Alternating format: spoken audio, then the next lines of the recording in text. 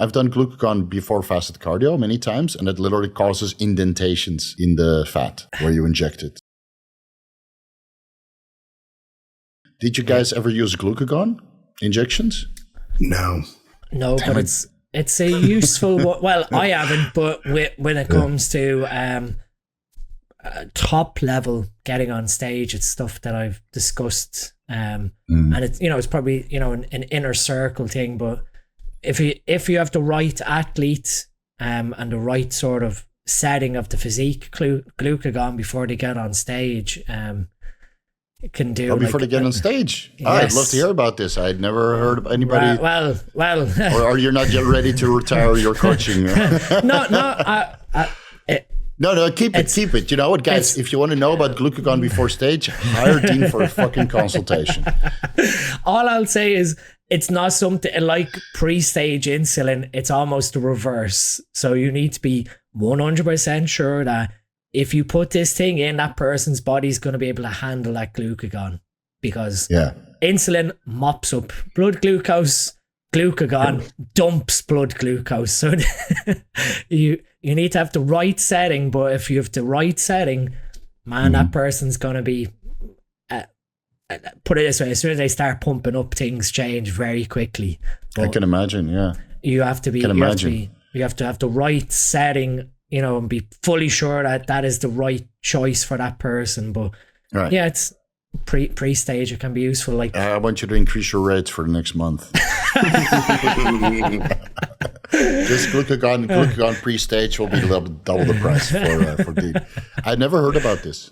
I've done insulin before the stage, like with the blueberry pancakes in the morning, the good old school stacks, because again, insulin is not detectable on blood tests, for WADA, or urine tests. I've done that plenty of time, but glucagon, no, that's new for me. I've done glucagon before fasted cardio many times, and it literally causes indentations in the fat, like where you inject it. So that's besides Helios, that's one of the few.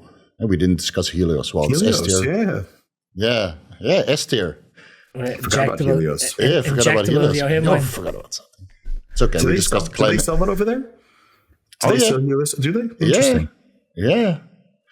Yeah, it's available here through the underground labs. So the glucagon causes indentations also, but you really see that your blood glucose levels spike during the cardio session, and it might stay elevated for 30 to 40 minutes after an injection, depending on the dose. So if you do a 1/4 milligram left-right, that's okay. But if you go with a full milligrams and a full hypo kit from Eli Lilly, then you're doing cardio for an hour. That's how long blood glucose stays elevated. And it's even when you're 100% depleted at the end of the week. It just comes from adipose tissue and gluconeogenesis from the glycerol backbone. It's very potent. Well, like I was saying, pre-stage, it's also $80 a shot. if someone is extremely depleted and flat, it's a useful strategy to turn things around rapidly. Yeah. Rather than going the risky route of going, okay, well, here's some fast-acting insulin where you're trying to influence. I guess it's like perfect after making weight, right? So, in theory, and this is where I'm not making anything. Stop. Do a consultation with you. You can tell me after the show. No, I want you to keep this secret, man. Keep this secret, because I know how little secrets there are now. So just keep it for yourself and let them fucking pay for it. Okay. Kurt, I want you to join in on the glucocorticoid receptor inhibiting effects of anabolic androgenic steroids regarding fat loss. Wow. Okay. Let's talk about which one you want to talk about. First we have to classify the previous one. So S-tier. Yes, done? Of course. Always S. Always S. Okay.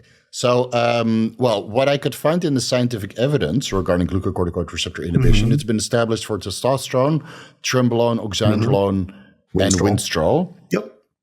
And potentially the other steroids as well. But those four, there's some scientific evidence for it. So who would be the better guy to handle this topic than Mr. Kurt? I will try. So, they're all slightly through different mechanisms, right? So tren is going to decrease the GR receptor expression in muscle, and it's also going to antagonize the MR receptor. Yeah. How much in depth do you want me to go? Do you just want me to cruise through these? No, just regarding fat loss. And then you have some AR activity, do trenbolone. Yeah. I think that part's kind of misunderstood with Tren. I think the AR stuff from Tren, it has clearly a much stronger binding affinity and efficacy than testosterone, threefold more. But I don't think that's really the magic in it, because it's just more powerful on a milligram basis. You would get the same, if it was pure AR, you would get the same fat loss from just a much larger amount of test, assuming everything else was controlled. I think Trenbolone is more specifically, I think, through the MR and the glucocorticoid receptor. That's where you're going to really see a bigger difference.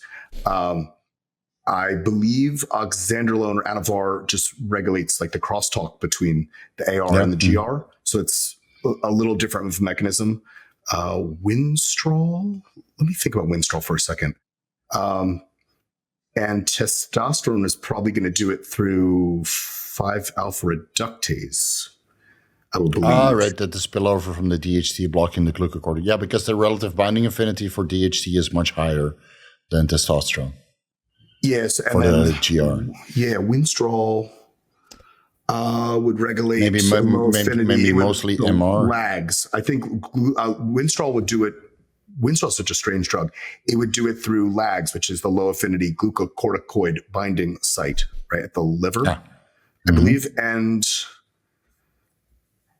I think it also, Winstrol will also give a look of lower cortisol too, because it's removing that protein, the C1 protein inhibition. Is going to, like, you're going to look like you're less stressed out, I think, just from the visual looks of Winstrol. I think that's probably the greatest effect from Winstrol, really, is that visual, right?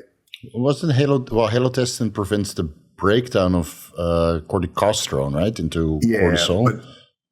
Which can probably have some negative play with GH if you're using the two together. But those would be the major ones. They're just all slightly different in the way they interact with cortisol. Yeah. But, so regarding anabolic androgenic steroids and fat loss, like it's always been, speculated that Trenbolone and Anavar potentiate more fat loss than other steroids. Well, the Anavar one I think is confusing because there's that one study with the belly fat, right? Yeah. I think that's where that's an issue of people reading an abstract and not actually seeing the whole study. Because if you look at the study, I don't know if you and I ever talked about this one. It's really interesting because the study, they actually changed direction halfway through. So they were first pitting Anavar. They took sedentary middle-aged men or even older men, and they gave them testosterone enanthate or Anavar. And there was a control group. The testosterone enanthate, though, was a TRT dose and it was given every other week. So I'd have to question even the efficiency of even using. So if you injected 200 milligrams of testosterone on a biweekly basis, how much fat loss you're really going to get, right? And then they were given Anavar, and then halfway through the study, the researchers didn't love what the liver enzymes were doing, and so they switched that Anavar group to Nandrolone, and they did Nandrolone versus testosterone, and then they realized the body fat went up with the Nandrolone group, and they basically just concluded that it appeared that Anavar caused belly fat loss that testosterone did not. When you actually read the study, you're like, how relevant is that to our population? I don't really think it's terribly relevant. Yeah. Not to say it doesn't have an effect. A lot of people do mention it anecdotally, though, that Anavar magically removed the lower ab fat. And I experienced the same. When I use Anavar at the end, it feels like everything below the belly button, between the belly button and the junk, kind of shrinks in. I think Anavar is a great drug.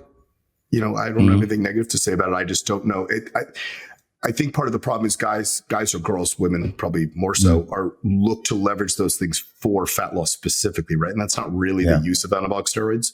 You'll get that as a side effect or an additive effect, I should say, not a side effect, but it's not necessarily the primary function, right? Especially in women, they'll take Anavar assuming they're going to get fat loss and the scale goes up and they freak out because they just gain muscle.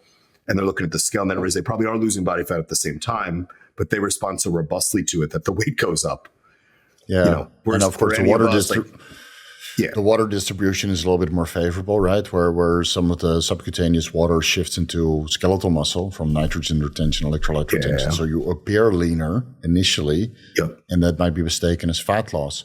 Still, it seems that people on steroids get fucking diced, but natties also get fucking diced. Yeah, I think I got leaner. I mean, I was younger. I think I got leaner when I was natural. There's just less variables, right? I had Same food, here, I had man. cardio, But I had nothing else to do. with. You nothing. What else do you focus on? You only have 2 cards to move. You do more of both. Diet harder. Yeah, but also when you're younger, what do? You go to school and that's it. You have zero responsibilities. No, so I think your focus is different, right? You can suffer. You don't have like I didn't have to. I wasn't responsible for 3 other people. It didn't matter if my head was not quite clear. I just I had a menial job that I could half-ass focus at. Zone out. Yeah. Or school, like, most of my classes, I could pretty much just not pay attention and do okay in them. So I miss those days, man. I know, right? Now, you're a little bit sleepy and it goes down the toilet. Yeah. And then you're like, fine. Your wife is like, hey, you got to perform tonight. I said, babe, but I haven't had calories in a while. Exactly, so right. it's okay. You go to the kitchen, have this peanut butter, and then you go perform. Yeah. And that's, I think, there goes your diet. People just assume steroids are like some magic lever that you could pull and just things happen, right? And unfortunately, you have to have the other stuff in line first too. Yeah. And it's when you have everything in line. When you have everything in line, it's fantastic, but you just have genetic expression. If you're not someone who can get that lean easily, right? And that's, I guess, where a GLP or something can help too, is the food noise. Yeah. Like that was never, it was again, that's probably my upbringing. My parents, I wasn't allowed to eat garbage. My kids don't, I see it in my children too. They eat the same stuff that I eat. I cook all their food and they don't really have like tremendous appetites. Like a lot of times I have to rush my son to eat faster, right? If he's eating chicken and rice, he's not like shoveling it down his mouth because it's boring. We had so much food and so much candy in the house. That's what they eat. We had so much food, so much candy in the house. When I look back on it, I'm going to do better. I'll do better for my kids. Yeah, I'll do better. Yeah, it's interesting. You'll see a big effect in your children's health though, from a young age. With the food. Yeah, but we only have good stuff in the house. Totally. Right? Unless That's I'm what I'm saying. But you'll season. see how healthy your children are because of that. Yeah. And then, of course, we still like to go out to dinner, but I can control my dinners so much better with you still need to go to dinner. I still go to dinner. I think that's part of life. I think it's the 80% stuff that goes on that people screw up.